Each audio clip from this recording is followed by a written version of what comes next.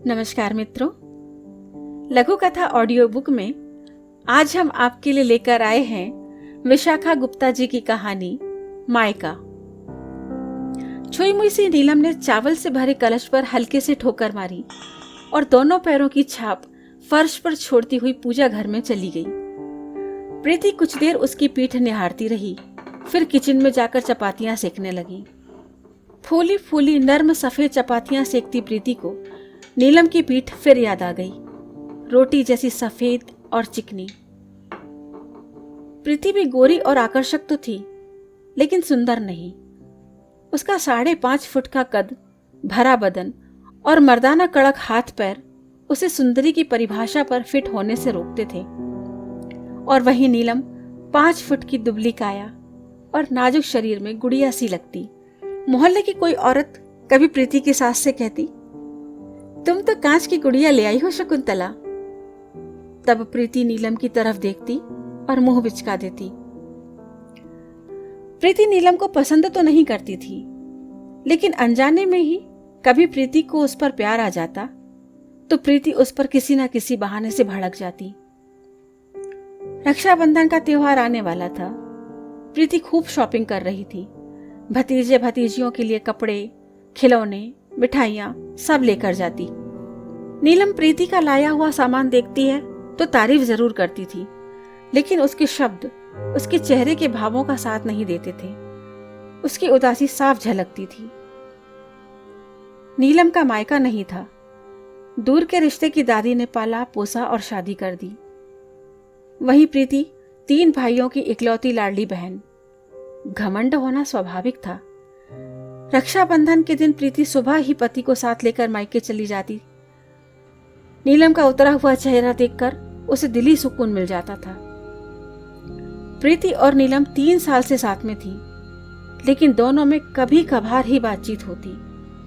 इधर प्रीति को नीलम के रूप से ईर्ष्या थी, उधर प्रीति के मायके के किस्से सुन सुनकर नीलम भी जल भुंज कर राख हो जाती। इस साल फिर रक्षाबंधन आया।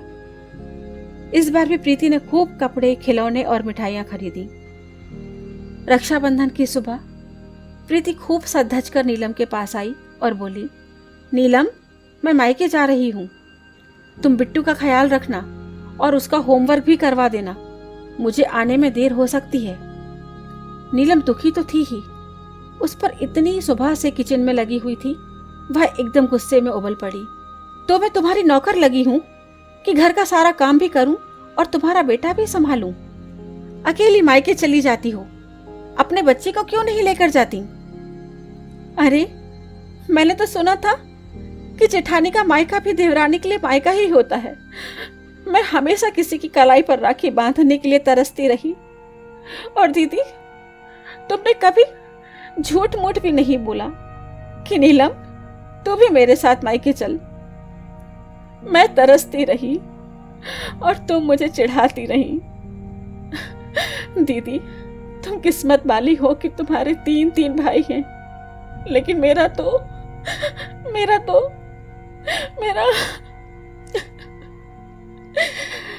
बाकी के शब्द नीलम के गले में घुट कर रह गए। वह भागकर अपने कमरे में चली गई। तवे पर रोटी जलकर काली हो चुकी थी। आज फिर प्रीति को नीलम की पीठ याद आ गई, नरम, चिकनी, सफेद, पर दिल शायद ऐसा ही जला हुआ, काला। नीलम काफी देर तक रोती रही। जब शांत हुई तब उसका ध्यान दरवाजे पर गया, जिसे प्रीति ना जाने कब से थपथपा रही थी। नीलम ने दरवाजा खोला और मुंह धोने बाथरूम में चली गई। जब लौटकर आई तो देखा प्रीति उसकी अलमारी से साड़ी निकालकर बेड पर रख रही है। ये क्या कर रही हैं आप? नीलम ने हैरानी से प्रीति को देखते हुए कहा। तैयार हो जाओ नीलम, हम मायके चल रहे हैं, प्रीति ने सधे हुए शब्दों में नीलम से कहा और कमरे से बाहर चली गई। नीलम की खुशी का ठिकाना न रहा।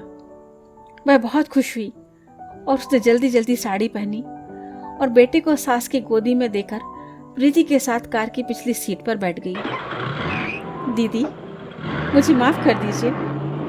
आज मैंने आपसे बहुत कुछ उल्टा सीधा बोल दिया।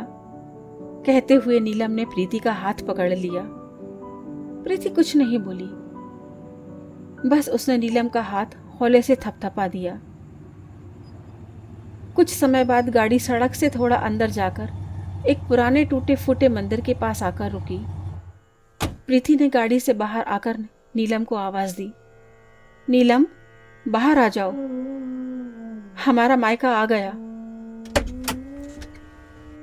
नीलम हैरान सी इस टूटे फूटे मंदिर को देखकर बोली, मायका? क्या कह रही हो दीदी? इस मंदिर में मायका? हाँ नीलम, माता पिता के जाने के बाद भाइयों ने मुझे भुला दिया। ना उन्होंने कभी बुलाया और ना ही मैं गई। हाँ, रक्षाबंधन के दिन बहुत बुरा लगता था, और ससुराल में भी सास ननद से क्या कहती कि मेरे भाई भाभीियों ने मुझे दूध से मक्खी की तरह अपनी जिंदगी से निकाल फेंका है। इसीलिए हर रक्षाबंधन मायके जाने का बहाना करके यहां चली आती हूं। भगवान को राखी बांधकर पड़ोस की बस्ती के गरीब बच्चों को ये कपड़े और मिठाइयां बांट देती हूं। नीलम भावशून्य सी प्रीति के चेहरे को ताके जा रही थी और सोच रही थी, आखिर क्यों छीन लेते हैं लोग बेटियों से उनका मायका। दोस्तों, कैसी लगी आपको यह कहानी? आपके विचार और सुझाव हमें जरूर बताइएगा, हमें इंतजार रहेगा।